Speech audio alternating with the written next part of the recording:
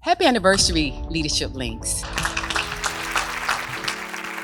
We did not know when we were gathering 11 years ago to pray and dream that we would get what we have seen tonight, what you've seen shared in testimonies and videos and stories. And I am so thankful.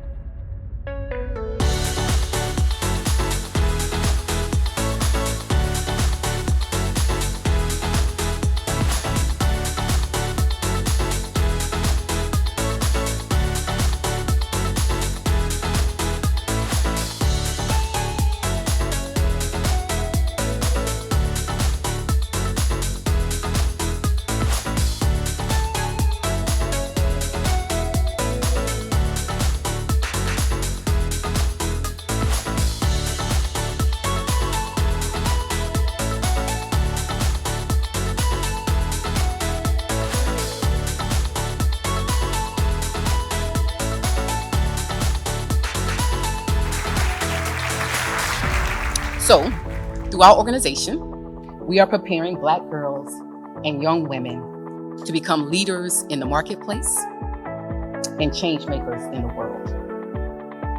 And we do this because we love Black girls and young women.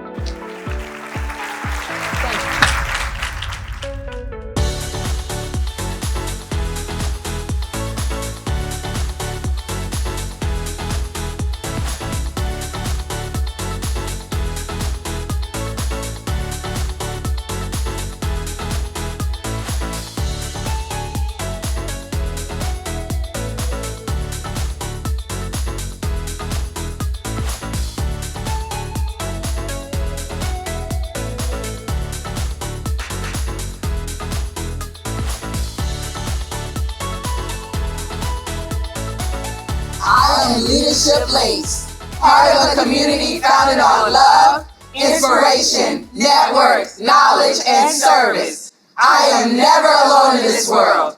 God has strategically placed me in the right place at the right time and connected me to the right people to fulfill the purpose He has for my life. Therefore, I will actively take part in the great work God is doing in the world. I promise to always stand, reach out, and link up. I want to take a moment to celebrate all that God has done through our work and through this community that is the Leadership Links Network over the past 8 years. I sometimes say that our numbers are small, but we are mighty and we get results.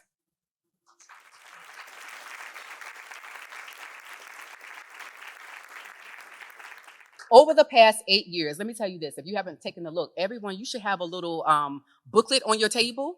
And it says like, oh, somebody's looking at it. There we go. She has hers. Raise that up. Show the people. Right. Everyone has a little booklet on the table. It's our 8-year impact statement. And so I'm going to give you just some highlights out of that because if it didn't get around to you yet, I want to make sure you get a chance to put your eyes on it. But over the past 8 years, we have hosted 5 walk-in purpose leadership summer programs for girls. We have completed 4 leadership experience tours to Georgia and Alabama and Virginia and Pennsylvania. We have sponsored 5 of our Youth Links leaders to go on global initiatives where they have gained leadership education experiences, service learning opportunities in Japan and Nepal and Israel, and most recently this summer in London and Costa Rica. We have hosted 6 seasons of our mentoring program for girls in the 6th through 12th grade, and those participants have come from 7 different states, from Texas and Virginia and Alabama, Maryland, Florida, Pennsylvania, and most of them obviously from our home state of North Carolina and the District of Columbia. We just completed the 1st season of our mentoring program for young women. We're in our 2nd season of that program now. And all of those young women are post-college students that are entering into the early stages of their careers. We have sponsored Youth Links leaders. We have sponsored one of our Youth Links leader to complete her certification, her flight hours, become a pilot.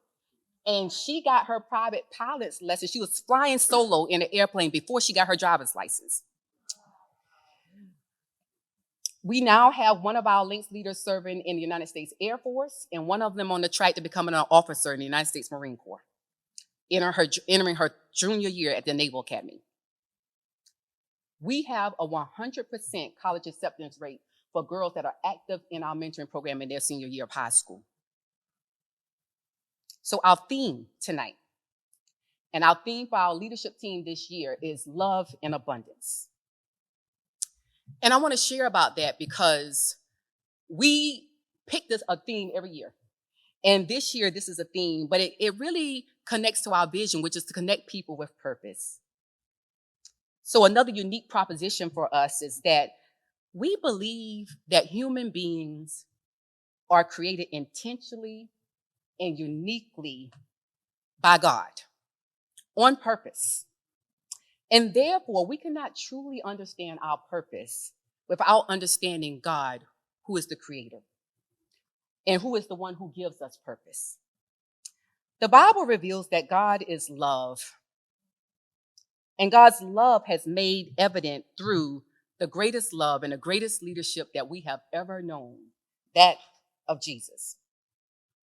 And Jesus practices his love by teaching, by embodying, by sacrificing, by serving, by correcting, by loving abundantly to all types of people. And that love included women. And in a world that is extremely difficult and toxic and violent to all kinds of people, but especially to Black girls and Black women in the United States, that is very good news. That is very good news indeed. So I'm going to share with you why we need to love a love that intentionally overflows to Black girls and young women. Because in the beginning of June of 2020, let's go, put your mind back there for a moment if you can. When all of our heads and our hearts and our minds were reeling from the COVID-19 pandemic, our country was again also exempt of its Black citizens. And by now, everyone in this room is acquainted with the name George Floyd. But I'm not talking about Mr. Floyd tonight.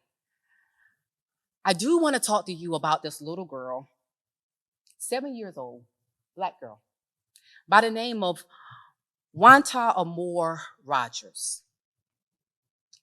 See, as a result of the fallout of Dr. Floyd's murder, she participated in a protest of approximately 2,000 people. Remember, I told you, we were in a global pandemic.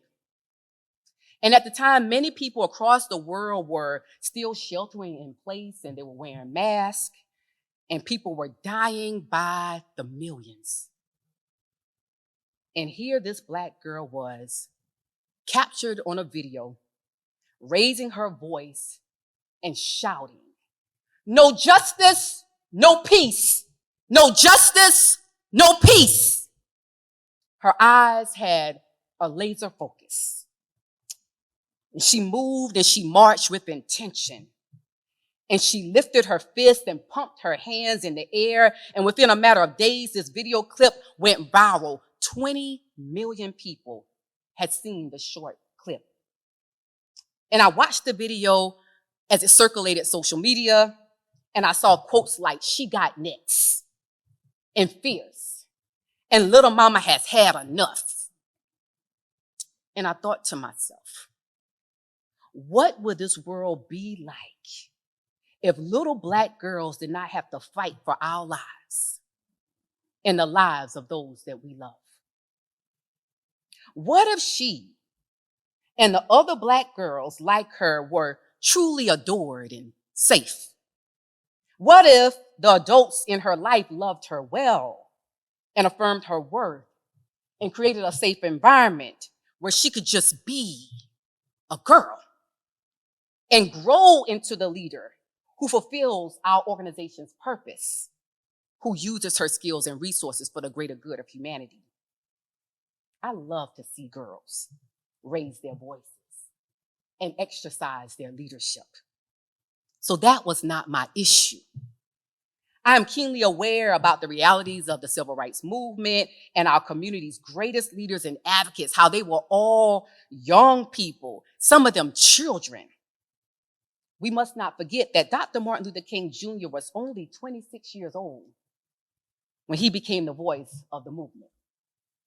This is true of the leadership that we've seen even in North Carolina with the sit-ins that began at the Wordsworth Counter, students from North Carolina A&T University, children from Dudley High School.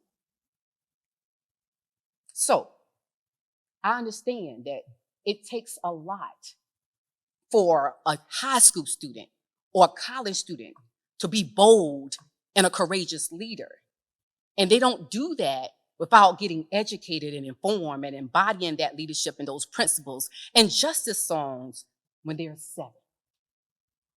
So that was not my issue. I understand that by raising her voice, she was marching for justice and taking her place and embodying a lived theology and the leadership of Black women who have gone on before her, like Harriet Tubman and Sojourner Truth and Ella Baker and Ida B. Wells and Fannie Lou Hamer and Rosa Parks and Coretta Scott King and so many others who use their faith to affirm their identity and to affirm their life's work and to confront social ills and uplift communities and change culture. Their redemptive work was affirmed because of their love for God and the love for their communities and the love for their country where they were called to live. And that's a good thing. But there's another reality at work that I want us all to consider tonight. And this other reality is the thing that fuels our work here. During my doctorate studies, I discovered that there was a term for it called adultification. The results of a Georgetown Law Center on Poverty and Inequality report titled Girlhood Interrupted: The Erasure of Black Girls' Childhood. It simply states this, that in the United States, we tend to ascribe more adult-like qualities and perceptions and expectations on Black girls. According to the survey participants, as early as age 5, Black girls are perceived as more independent and know more about adult issues, and therefore are in need of less nurturing, less protection, less support, and less comfort. And there it is. That's where the tension rested for me. How could we all be at such a crisis point? A point where adults were barely holding on.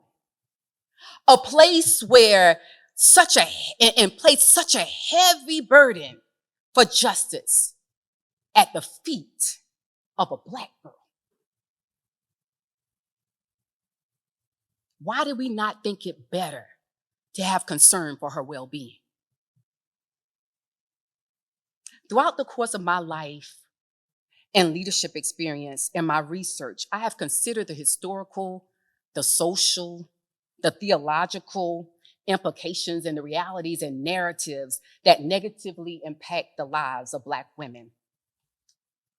And if we pay attention to every major justice movement in this country, Black women are at the center or the ground floor of all of them. Black women are communal people. We care about the collective. We love deeply. We fight for everyone. And my question tonight is, do you agree with God that Black girls and young women are in need of love and support and are worthy of having people who are committed to fighting for their well-being? See, I don't want Miss Wana Amore to stop fighting for justice. I want us to stop placing adult responsibilities on her. and Black girls like her. I want us to join together to say that her life matters, that the lives of those that she loves and the community that she lives in matter. I want us to reject the conditioning that we have passively accepted that about how we view and how we affirm or ignore or respond to Black girls. See, a few years ago, I wrote an essay titled "A Black Woman at War." And in it, I recorded 2 conversations. One of them was with a white female colleague who said to me, "Natasha, you've had to fight for everything that you have. And God sees. And God knows that it's not right." And she was not wrong. I'm a small girl from a small town in Orangeburg, South Carolina, who could have easily been a statistic in a community surrounded by drugs and gangs and teenage pregnancy and addictions. But I had love. And I was affirmed and protected by my daddy. And I had mentors. And I had coaches. And I had teachers. And I had people who saw me walking around with a book and didn't tell me I was acting white. My parents didn't tell me to take my head out of a book. And I ran. I was a competitive athlete. I ran hard and fast. And so when Admiral says that, he's not kidding. I became very disciplined because of the Black people in the Black community where I was raised affirmed that it was better than okay for me to be born Black and a girl. And that was not going to restrict me from becoming a leader. So when I got to the Naval Academy, the first time in my life when I am a minority, as a woman, as a Black person, and everybody didn't think I was great. Instead, they thought that we were there on a quota and because of affirmative action. And why your hair look like that when you get out the river? And my friend didn't get in because you took his spot. Every day. That's what life was like in that place. And so when I was being taught every day to hate myself, I did not believe them because I had people like you who already told me exactly who I was. And that's the kind of people that we are here at Leadership Links. The second conversation I recorded in that essay was with one of our founding directors, who's now a captain, Captain Tasha Lacey. And the context of the conversation was about our experience as Black women at the Naval Academy. And she said to me that we always had to fight. And at first when she said it, I wasn't sure that I agreed with her. I just didn't know that's how I was showing up in a defensive posture all the time. Fight or die, she said.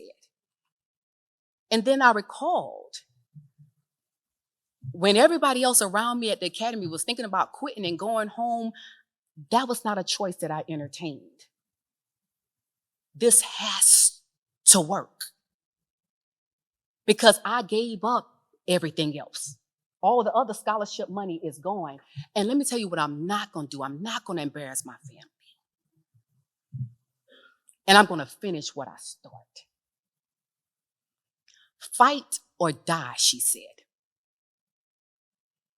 And I thought about that. I thought about what it took in that place and every other place I've been in ever since, when I was the minority or the first or the only this or that, to be Black and female and a leader and an intellectual and a Christian. I was building defenses all the time, playing a kind of strategic chess so as to ward off the institutional and the cultural currents that didn't seem to care if I died or lost or quit on myself. I was always considering my moves, contemplating my opponent's reply and my rebuttal, because I was not going to become a casualty of war. It was psychological warfare. The young women that spoke before you, I want them to know that when they're entering a fight, that they are not going to battle alone. Miss Natalie and I were in Philadelphia this spring on our leadership experience tour. And our girls were giving their public speeches. We were giving them feedback. They were telling their stories. Some of those stories you will never, ever hear about, not from our lips. They'll have to tell you themselves. But what I can tell you is that we all crying in the room. We all crying in the room. And I say to Miss Natalie, we have an enemy who's trying to kill our children. And I stand here tonight to tell you I'm willing to go to war for Black girls and Black women. That the girls in this program would not die on my watch.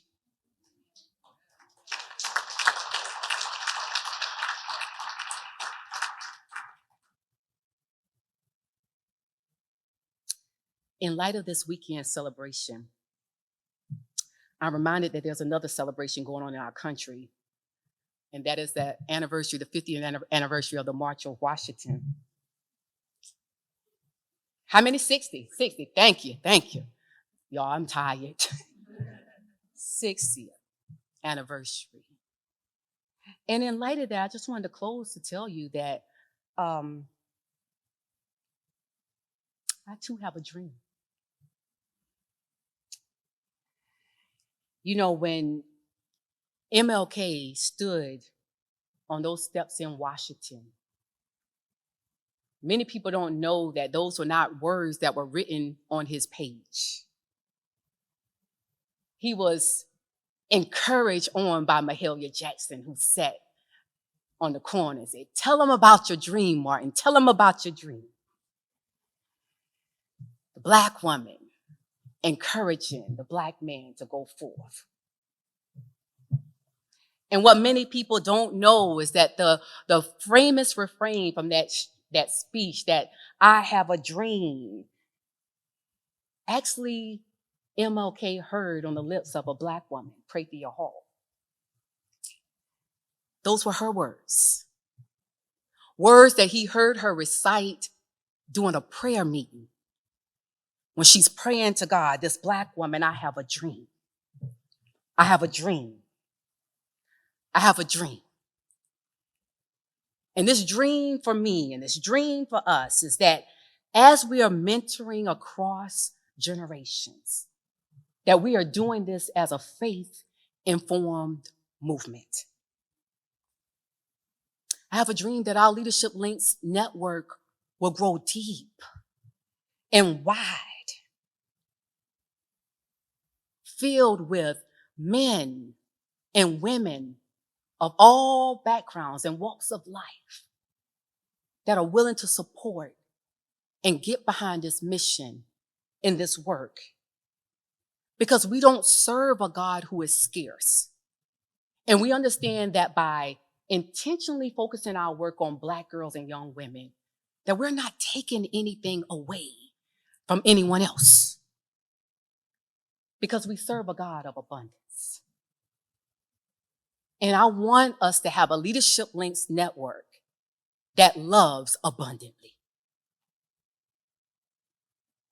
I have a prayer that this Leadership Links organization and this work that we do for the next 8 years and beyond will create space and access and opportunity and equity for Black girls and young women, so that if they choose to go to college, they can do that without indebtedness.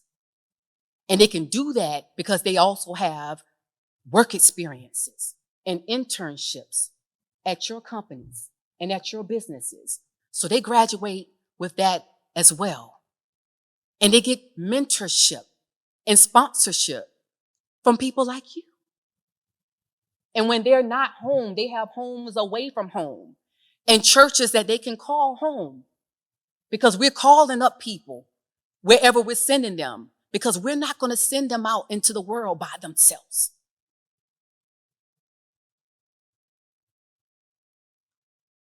I need us to honor and love and to affirm the lives of Black girls and Black women, knowing that when we do that, we are standing in agreement with God, who created them that way on purpose, and who loves them and who loves us. Because we understand that if we lift up Black girls and Black women, we are tearing down systemic injustice. We are tearing down false narratives and stereotypes. We are tearing down fear. We are tearing down a sense of scarcity. But when we lift up Black girls and Black women, we are lifting up families. We are lifting up churches. We are lifting up communities. We are lifting up schools. We are lifting up the movements that are to come for freedom and hope for all people. Will you join me in that movement to love abundantly? Thank you.